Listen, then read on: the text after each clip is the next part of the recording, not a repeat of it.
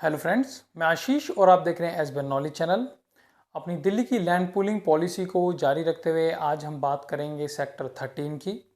इस वीडियो में मैं आपको जोन P2 के सेक्टर 13 के बारे में पूरा डिटेल्ड ओवरव्यू दूंगा। मैं ग्राउंड पे जाके आपको दिखाऊंगा कि वहाँ पे कौन सी एग्जिस्टिंग रोड है, कौन सी वहाँ पे प्रपोज्ड रोड रहेगी और ये किस एक्सप्रेसवे से टच है। जैसे कि मैं आपको बता दूं कि जो अपना सेक्टर 13 है वो UER 3 पे पड़ेगा। तो आपको मैं पूरी इस वीडियो में सारा का सारा डिटेल ओवरव्यू दूंगा कि जो हमारा अगर सेक्टर 13 की सब डिवीज़न होता है तो उसकी कौन सी वो एग्जिस्टिंग रोड है जो बाद में जाके बड़ी हो जाएगी, जिसको वाइडन किया जाएगा और वो सेक्टर की सब डिवीज़न रोड भी कहलाएगी। तो इस वीडियो में मैंने वहाँ ग्राउंड पे जाके पूरी की पूरी सेक्टर 13 की रियलिटी देखी है, वो मैं आपको इस वीडियो में शो करता हूँ। तो आई होप ये वीडियो आपको पसंद आएगी। तो आइए स्टार्ट करते हैं आज की अपनी ये वीडियो।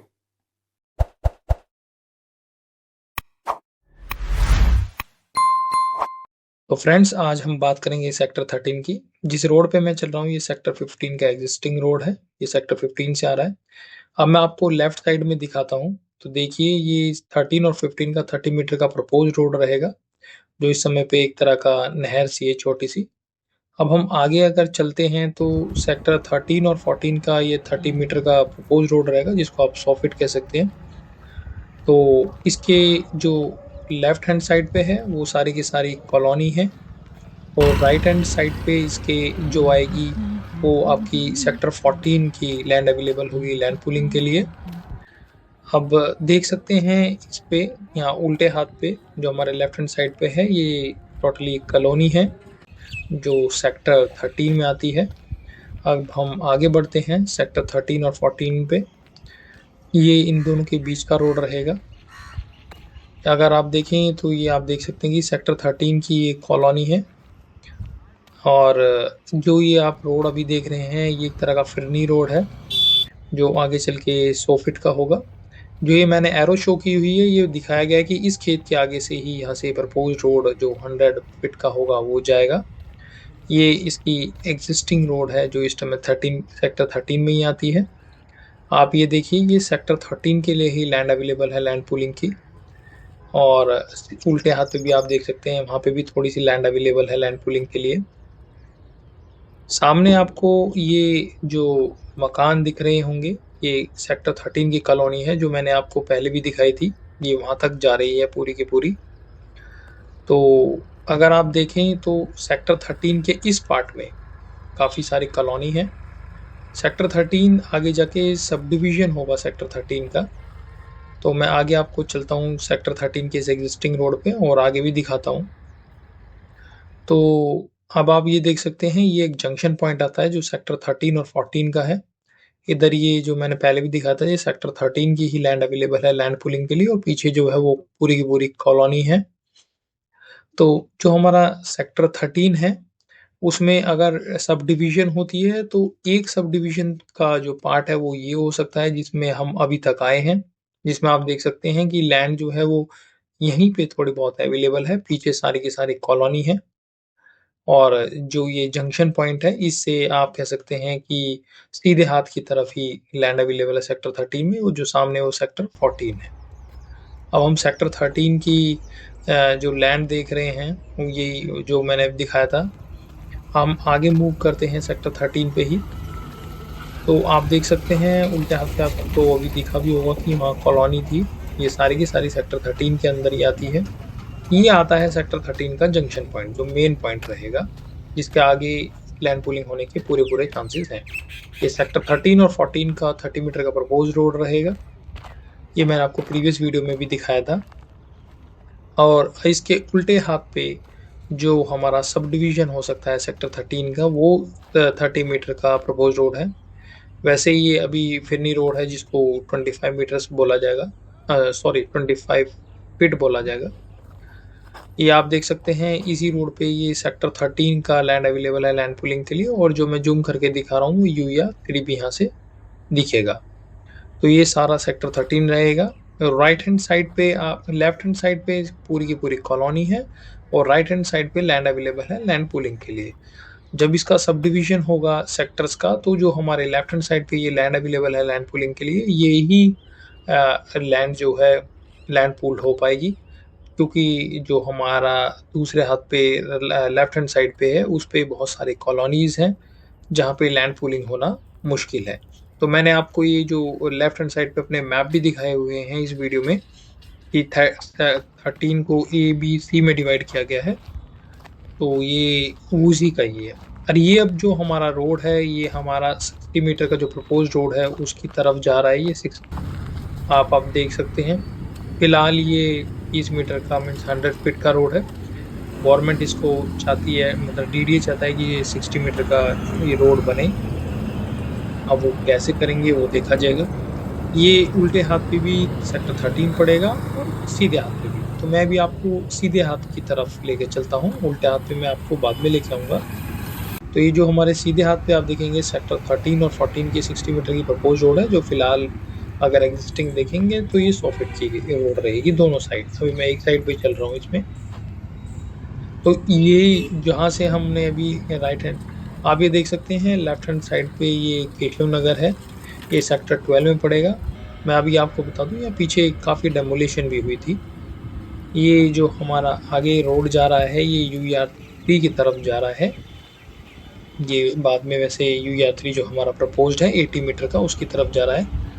तो हम इधर से सेक्टर 13 की इस तरफ से जा सकते हैं। तो आप ये देखिए लेफ्ट हैंड साइड पे अगर इस UER3 पे जाएं तो GT करनाल रोड आएगा, राइट हैंड साइड पे वजीराबाद आएगा, और सीधा अगर चले जाएंगे हम तो हम बल्ला पत्तावरपुर की तरफ पहुंचेंगे।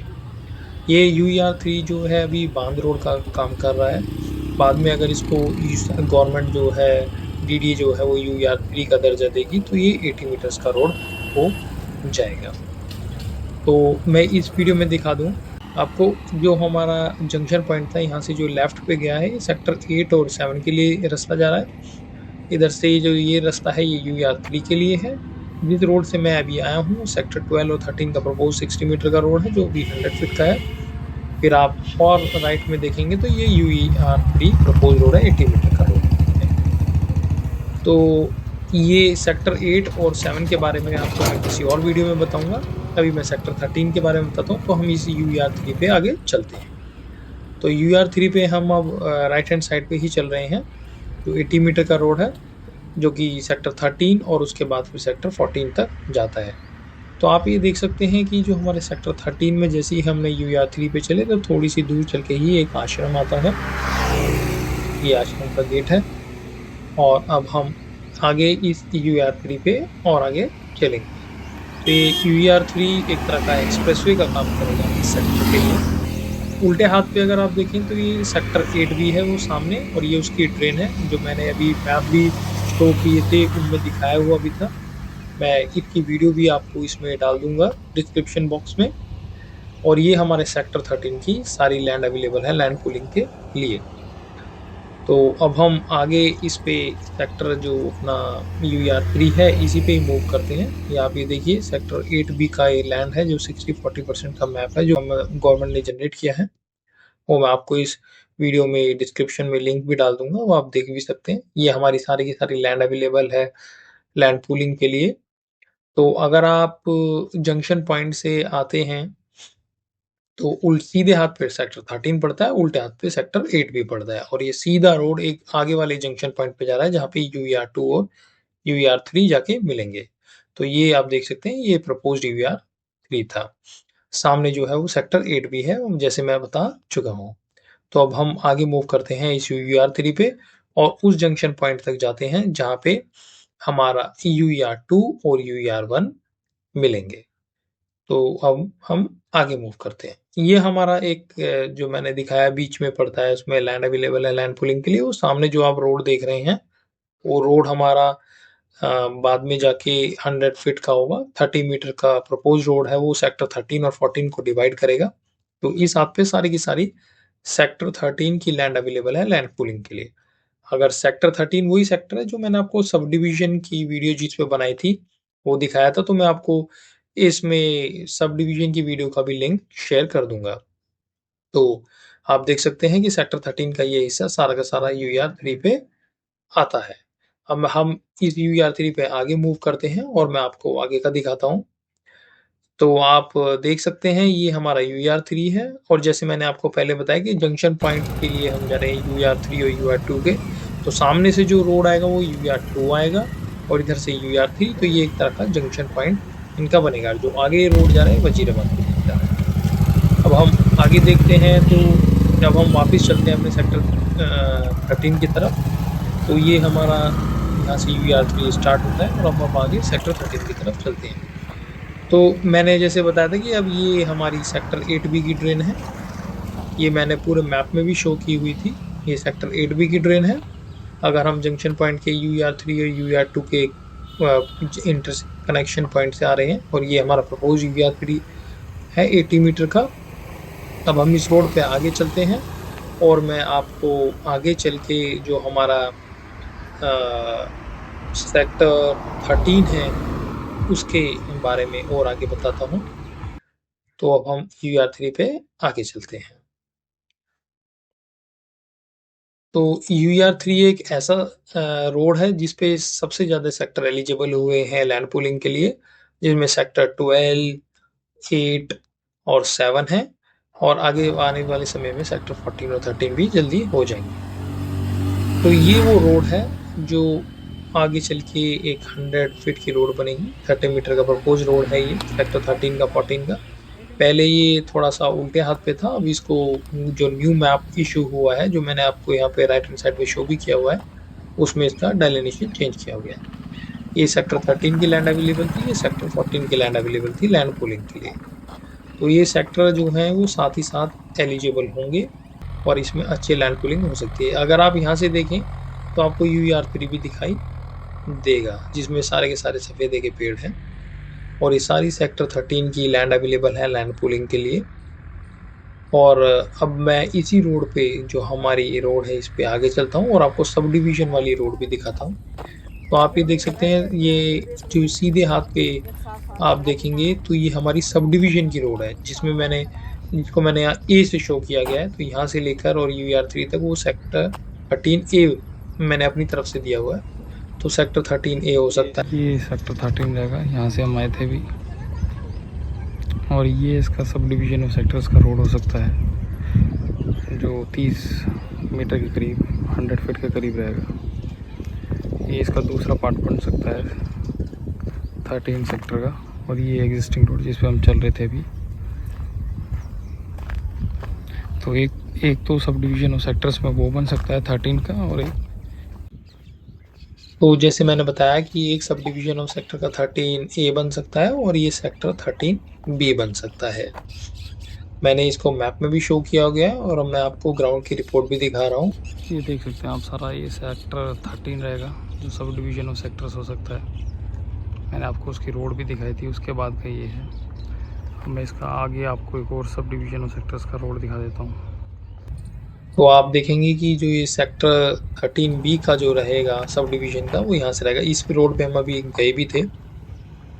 तो यहाँ तक ये सेक्टर 13 रहता है। मैं अब आपको आगे चल के हम जो जंक्शन पे गए थे जहाँ पे 60 मीटर का प्रपोज रोड है, अब हम सीधे हाथ पे गए थे। अब मैं आपको उल्टे हाथ पे सेक्टर 13 का ए पार्ट दिखाता हूँ। ए पार्ट में काफ़ी सारी कॉलोनीज़ हैं, तो उसकी लैंड पूलिंग होना काफ़ी मुश्किल है, लेकिन मैं एक बार आपको उसका ओवरव्यू दिखा देता हूँ। तो ये हमारा सेक्टर 13 और 12 का 60 मीटर का प्रपोज रोड है। आप देख सकते हैं यहाँ पे उल्टे हाथ पे सारी की सारी सेक्टर 13 के अंदर कॉलोनी है, शॉप्स ओपन है और ये आगे तक जा रहा है। मैं आपको जिस जंक्शन पे जहाँ से ये टर्न होगा वहाँ पे भी दिखाता हूँ। ये आप देखिए, ये नथुपुरा जो स्टैंड है वो है और उसके आगे अब अगर मूव करें तो ये भी हमारा सेक्टर 13 उल्टे हाथ पे और 12 जो है वो राइट हैंड साइड पे। देखिए ये है वो जंक्शन पॉइंट जहाँ पे सेक्टर 13 एंड हो जाता है, तो जंक्शन स्टार्ट हुआ। ये सेक्टर 13 और 14 की बाउंड्री ख़त्म हो जाती है यहाँ पे लेफ्ट हैंड पे और राइट हैंड पे। अब हम यहाँ से टर्न करते हैं तो ये रोड है जो मैप में हमारे सेक्टर 13C के जो नीचे शो किया गया है। जो मैंने आपको स्टार्टिंग में भी नहर दिखाई थी, वो ये नहर थी जो 60 मीटर प्रपोज रोड से है। इसको गवर्नमेंट ने बोला है कि 30 मीटर की ये बनाए, इसको हमने फिट करो, लेकिन ये काफ़ी इम्पॉसिबल लगता है क्योंकि यहाँ पे काफ़ी मकान बने हुए हैं। तो ये थी हमारी सेक्टर 13 की ओवरऑल। फ्रेंड्स, ये थी हमारी आज की वीडियो जोन P2 सेक्टर 13 की, जिसमें मैंने आपको उसका पूरा का पूरा जो ग्राउंड रियलिटी का ओवरव्यू था वो शो किया, और उसमें आपको वीडियो में देख के पता भी लगेगा कि वो वहाँ पे लैंड पूलिंग पॉलिसी होने के कितने चांसेस हैं। मैं आपको बता दूं कि अभी तक ये सेक्टर एलिजिबल नहीं हुआ है, पर आने वाले दिनों में क्योंकि इस सेक्टर में सब डिवीज़न हो चुकी है तो जल्दी ही ये सेक्टर एलिजिबल हो जाएगा। और जैसे कि मैंने आपको बताया कि ये सेक्टर 13 जो है वो हमारा UER 3 पे पड़ता है, जिस पे ज़्यादातर सेक्टर जो हैं वो एलिजिबल हो चुके हैं और DD ने उनको कंसोर्टियम फॉर्मेशन के लिए जो एक इनविटेशन है वो भेज भी दी है। तो नियर फ्यूचर में सेक्टर 13 और 14 को भी जल्दी एलिजिबल हो जाएंगे और इनको भी एक इनविटेशन मिलेगी। तो इसलिए ज़्यादा चांसेस बनते हैं कि सेक्टर 13, 14, 12, 8, 7, 6, 9 और जो आपका ये UER 3 पे पढ़ते हैं, ये लैंड पूलिंग पॉलिसी में सबसे जल्दी एलिजिबल हो जाएं और यहाँ पे जल्दी ही लैंड पूलिंग पॉलिसी का काम स्टार्ट होगा। तो आपको ये वीडियो कैसी लगी आप कमेंट बॉक्स में टाइप करके बताइए, और अगर आप इस चैनल पर नए आए हैं तो चैनल को सब्सक्राइब कीजिए, वीडियो अच्छी लगे तो इसको लाइक कीजिएगा। मिलते हैं आपसे हम नेक्स्ट वीडियो में, तब तक के लिए जय हिंद, जय भारत, नमस्कार।